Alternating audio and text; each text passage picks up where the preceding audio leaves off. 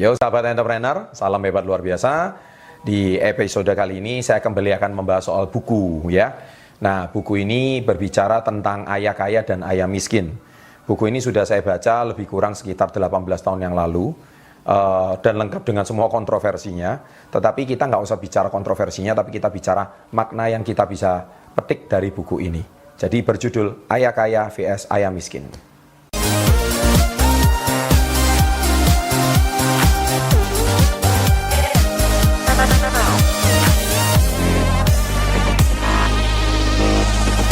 Ya, jadi bicara soal ayah kaya dan ayah miskin, ini saya satu dari buku aslinya berjudul The Rich Dad and Poor Dad. Saya sendiri sudah baca buku ini lebih kurang sekitar 18 tahun yang lalu ya. Dan memang harus diakui buku ini sangat berdampak, termasuk banyak video saya, itu acuannya kepada Robert Kiyosaki, Anda sendiri juga tahu. Dan memang beliau salah satu guru yang mengajarkan tentang pendidikan finansial yang sangat baik. Nah, Robert Kiyosaki sendiri itu sebetulnya pria kebangsaan Amerika tapi berketurunan Jepang. Ya, dia pertama kali juga pernah merintis bisnis dompetnya bernama Velcro dan akhirnya dia bangkrut. Dan di usia bersama istrinya Kim Kiyosaki, beliau akhirnya berjuang ya sampai dia tidak punya rumah dan akhirnya cuma tidur di kap mobilnya. Tetapi di usia 47 tahun, beliau mencapai yang namanya diinginkan oleh setiap orang, yaitu kebebasan finansial. Financial freedom. Ya. Nah, sebetulnya kalau kita bicara Rich Dad Poor Dad ini adalah membicarakan dari mana dia pertama kali belajar pendidikan finansial. Nah, dia punya seorang ayah kandung itu yang dinamakan Poor Dad. Ya, jadi memang orang Barat kan begitu ya. Jadi ayah kandungnya sendiri dia istilahkan Poor Dad atau ayah miskin gitu. Sebetulnya kalau dalam hal ini kurang etis ya kalau kita orang timur mengatakan masa ayah kandung sendiri ngomong ayah miskin. Nah, tetapi sebetulnya yang saya ingin sampaikan bukan poin itunya. Tetapi yang poin yang mau saya sampaikan adalah apa yang selalu diajarkan oleh ayah kandung kita atau ayah miskin kita adalah, nah, bekerjalah sekolah yang pintar, kemudian sekolah yang tinggi, kalau bisa dapat beasiswa, dan suatu saat nanti Anda jadi sarjana dan mudah mendapatkan pekerjaan supaya gaji yang tinggi. Saya kira kata-kata seperti ini adalah kata-kata yang mungkin tidak kita sadari juga sering diajarkan oleh orang tua kita. Ya, karena waktu itu sangat berbeda. Zaman dulu orang tua mereka hidup di zaman penjajahan ya, di era Perang Dunia Kedua. Jadi sangat tidak mudah untuk mendapatkan pekerjaan saat itu. Dan sangat tidak mudah untuk orang mencapai gelar sarjana saat itu. Dan tidak salah kalau orang tua yang hidup di era tahun 40-30-an pasti akan mengajarkan hal seperti itu pada anaknya. Itu sangat tidak salah. Tetapi ya seperti kita ketahui zaman sekarang sudah sangat berbeda. Sarjana sudah bukan eksklusif lagi. Sarjana sudah sangat berbeda dengan sarjana yang 50-60 tahun yang lalu. Waktu itu sangat eksklusif, sekarang mungkin hampir setiap orang bisa jadi sarjana.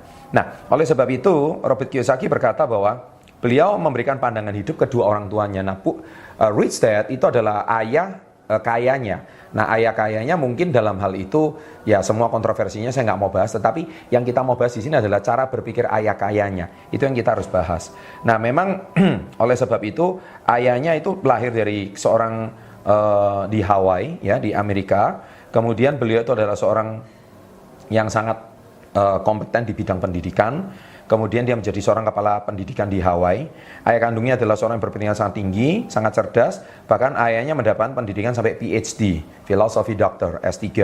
Kemudian melanjutkan sekolah di Stanford University, University of Chicago, Northwestern University.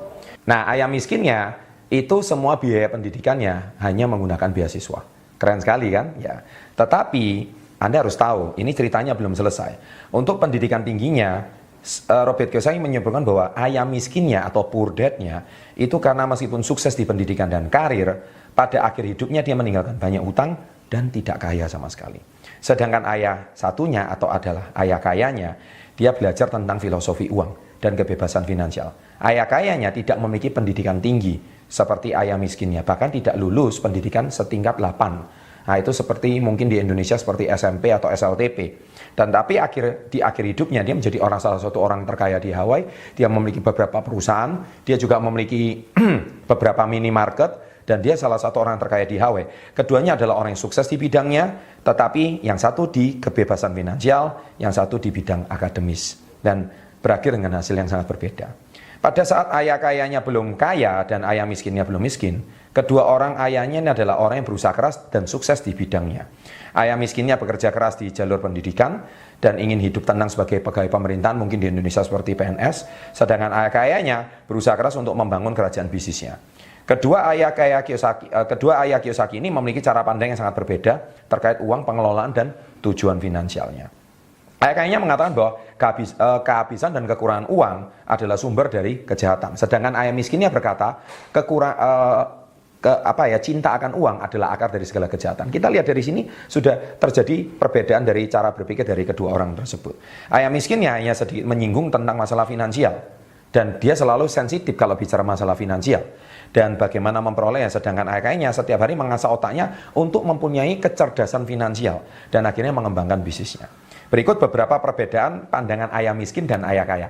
Ada 10 poin. Di sini kita bisa tahu apa yang bisa kita pelajari dari cara berpikir yang berbeda dari kedua orang ayah. Yang pertama, ayah miskinnya dia selalu berbicara rumah adalah aset. Kata-kata ini terkesan benar, rumah adalah aset. Tetapi ayah kayanya rumah adalah liability atau hutang. Kenapa kok bisa demikian? Kalau dipikir-pikir masuk akal. Misalkan kalau rumah itu kita pakai sendiri, rumah itu sebenarnya tidak menghasilkan hasil apa-apa. Rumah itu cuma kita nikmati.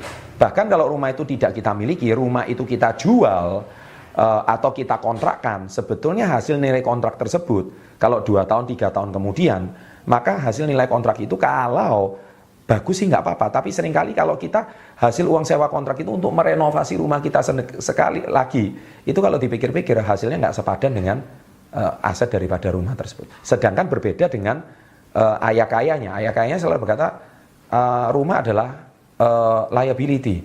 Rumah itu justru tidak menghasilkan aset yang signifikan atau passive income yang signifikan. Nah, ini kedua cara perbedaan cara berpikir. Masuk akal juga kalau saya pikir-pikir masalah perbedaan rumah adalah aset itu bagi ayah miskinnya. Sedangkan kedua, ayah miskinnya berkata, saya tidak mampu melakukannya. I cannot do it. Sedangkan ayah kayanya dia berkata, how I can do it. Ya kan? Dia selalu berkata, bagaimana supaya saya bisa lakukan. Ayah miskinnya selalu pesimis. Ayah miskinnya selalu berkata, saya nggak mampu melakukannya, nanti akan mematikan otak kita. Karena dengan pertanyaan tepat, pikiran akan terbuka dan akan berusaha menemukan jawabannya. Nah, poin yang ketiga, ayah miskinnya selalu berkata, alasan saya tidak kaya karena kamu nak. Karena uang saya habis, karena membesarkan kamu, makanya kamu harus cari beasiswa supaya tidak membebani ayah. Sedangkan ayah kayanya, dia berkata, alasan saya harus menjadi kaya itu karena kamu nak. Kenapa? Karena kamulah sumber inspirasi ayah untuk bekerja lebih bersemangat. Dan ayah harus mempunyai suatu pendidikan finansial yang baik, supaya suatu hari ayah juga bisa menghidupi kamu tanpa harus memusingkan masalah finansial. Kedua cara berpikir yang berbeda. Yang keempat, ayah miskinnya berkata, saya tidak tertarik dengan uang. Bahkan dia sensitif kalau bicara masalah uang. Sedangkan ayah kayanya dia berkata, money is power, uang adalah kekuatan. With money I can buy everything. Dengan uang saya bisa beli segalanya. Dengan uang saya bisa membantu yayasan yatim piatu. Dengan uang saya bisa membantu anak-anak terlantar. Saya bisa membangun tempat yayasan untuk fakir miskin. Dengan uang saya bisa membangun yayasan untuk menolong orang-orang yang tidak mampu. Dengan uang saya bisa membangun rumah sakit. Dengan uang saya bisa membantu orang untuk hidup lebih sukses. Dengan uang saya bisa membangun tempat ibadah. Wow, banyak sekali impiannya ayah kaya. Nah, ini dua ini cara berpikir yang berbeda. Poin yang keenam, ayah miskinnya selalu berkata, bayar aku yang terakhir, pay me later. Sedangkan ayah kayanya selalu berkata, bayar aku yang pertama, pay me first. Jadi ayah kayanya selalu mengambil keuntungan dari pendapatannya dan meletakkan uang itu kembali hasilnya di dalam akun investasi untuk membeli aset-asetnya. Sedangkan ayah miskinnya membelanjakan hampir semua uangnya pertama dan tidak pernah untuk berpikir investasi. Karena apa? Begitu gajian langsung habis untuk bayar kebutuhan ini, kebutuhan ini, kebutuhan ini, kebutuhan ini. Tidak ada lagi yang bisa diinvestasikan. Sedangkan ayah kayanya selalu membangun bisnis dan hasil uangnya itu bukan digunakan untuk apa, dia gunakan sebentar tapi dia selalu alokasikan lagi untuk asetnya. Wow, berbeda sekali cara berpikirnya. Yang kedelapan, ayah miskinnya selalu belajarnya hanya dari kata-kata pendidikan. Ya, bagi dia pendidikan yang penting, dapat nilai yang bagus, sekolah yang tinggi, itu yang paling penting. Tapi ayah kayaknya berkata, belajarlah dari kata-kata keuangan, finansial. Kata-kata adalah tools kamu yang paling powerful. Memang kita tahu sendiri di Indonesia mungkin agak sensitif kita bicara soal uang lah, miskin lah, sensitif banget kalau kita bicara seperti ini. Tetapi sebenarnya kata-kata ini benar. Nah, jadi Anda jangan berpikir bahwa kenapa bisa terjadi kemiskinan. Karena salah satunya kita kurang pendidikan finansial, seperti layaknya ayah kaya ini. Tetapi karena kita minim pengetahuan finansial, sehingga mungkin kondisi finansial kita sampai hari ini masih bermasalah. Nah, coba Anda berpikir baik-baik. Ya, mungkin ini budaya orang Amerika, tapi kalau diterapkan di Indonesia, ada masuk akalnya juga. Kenapa? Karena seringkali kehidupan kita tidak jauh lebih baik, bukan karena kita itu tidak bisa mencari uang, tapi karena lemahnya pendidikan finansial. Nah, yang ke-9, dia berkata, ayah miskinnya berkata, aku bekerja untuk uang. I work for money. Sedangkan ayah kayanya dia berkata, money works for me. Uang bekerja untuk saya. Nah, yang satu dia harus bekerja untuk dapat uang, ayah miskinnya. Ayah kayanya, saya bekerja untuk membangun aset, dan suatu hari aset inilah yang harus menghasilkan uang untuk saya. Karena saya tidak mungkin menukar waktu saya seumur hidup untuk bekerja. Karena saya suatu hari harus bebas. Dan aset inilah yang bekerja untuk saya, dan uang inilah yang akhirnya uang inilah yang akhirnya mengejar saya. Ini dua cara yang berbeda, ya. Sedangkan dengan 10 yang terakhir, ayah miskinnya berkata, berpikir untuk menghasilkan uang akan menyelesaikan masalah keuangan.